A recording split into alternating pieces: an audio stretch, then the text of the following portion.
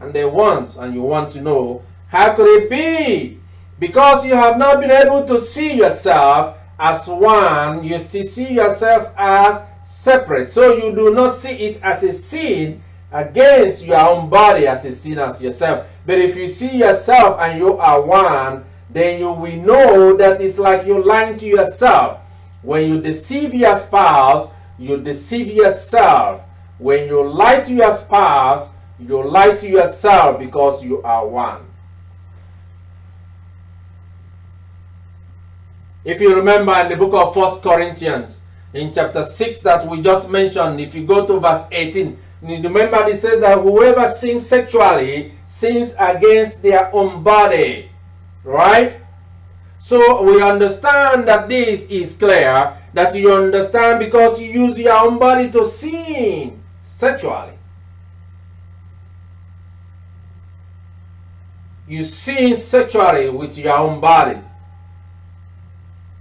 But also, you also know, the same way you sin sexually with your own body, when you lie, lie does not fall from anywhere else. As you can see in the book of Matthew chapter 12, we read, the fruit comes from a tree. If the tree is good, the fruit is good. And lie, if the tree is bad, the fruit is bad. So lie is bad, and it comes from a bad tree, and a bad tree shall be cut off and be torn and burnt and thrown away and be burnt.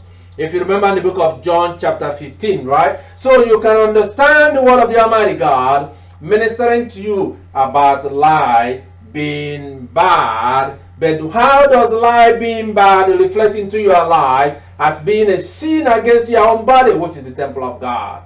But you can see that lie comes from your thought. Something that you are doing, the desires of your father. If you remember, in the book of Genesis in chapter 3, you will see and you will hear the word of the Almighty God talking about Satan and the serpent, because by him, coming from him, sin entered into the world.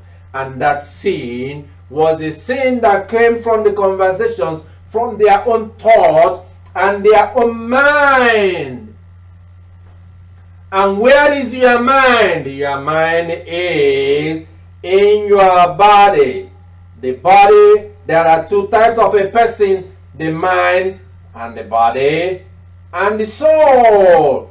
So when your mind, you have to think about those lying. I don't know, maybe they plan it. However the lie comes in, and you make up all the story or whatever you hide or say or deceive, and all of them is worked out in your mind. We know from the book of Genesis in chapter 3, from verse 4 to 5, in the way serpent tempted Eve, his spouse. And then he got into Adam. So by lying, the lying become and soiled also a lying against herself. She lied to God. Adam lied to God. And they are supposed to be one with God. They're supposed to be one with one another. And what happened, the reason why, because now that you've been, and I'm going to add more to it as the Lord is ministering unto me.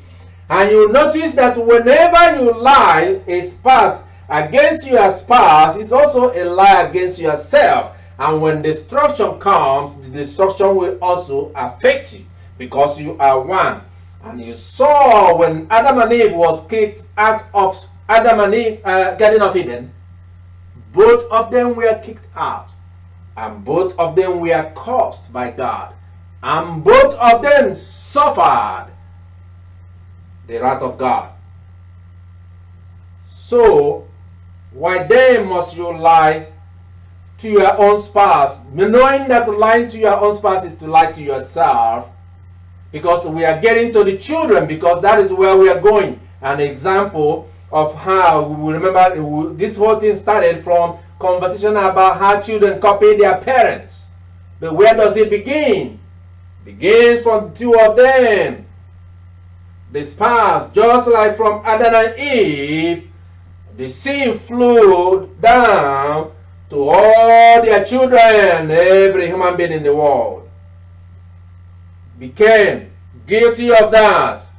Begin to live like Adam. If you remember their children, you know what happened to their own children. Cain and Abel also lied to God. It goes on to the children. It goes on. Some people will call that a generational curse. But the thing is that when God hates that, because it comes from Satan, it's a spirit that you must not allow to enter you. And especially when it comes in these particular situations, because you remember that you are saved yourself, call yourself a child of God, and you are saved. Is one of the sin you must run away. Whoever that lies a liar will commit any kinds of sin. There is no sin a liar will not commit. So that's why the Lord is ministering to me today, to even take it a little bit more deeper, so that you can understand that, not just to say that when you lie to your spouse, you lie to yourself, but to understand there is a consequences and a punishment and a wrath of God. And there is an evidence to that supports that whoever that does that is have also cursed themselves. So to lie to your spouse, to deceive your spouse, and all of this shows the absence of God in your life, because it comes from the father of lies. And you'll be doing the desires of your father. And you cannot claim to have the Spirit of God in you, because if the Spirit of God is in you, you will not be a liar. How will that make sense to you? For you to understand it, I would like you to go to the book of Exodus, so that we can take it from the beginning, from the commandment of God. Because even though that we were just talking about Genesis, about Adam and Eve, but you find that even in the commandment, when eventually God gave them commandments, he brought that in there in Exodus 20 verse 16. Do not bear false witness. Do not bear false witness. What is a false witness? To tell a lie. He did not specify to somebody, a human being, but even to tell a lie, to witness something falsely, to say something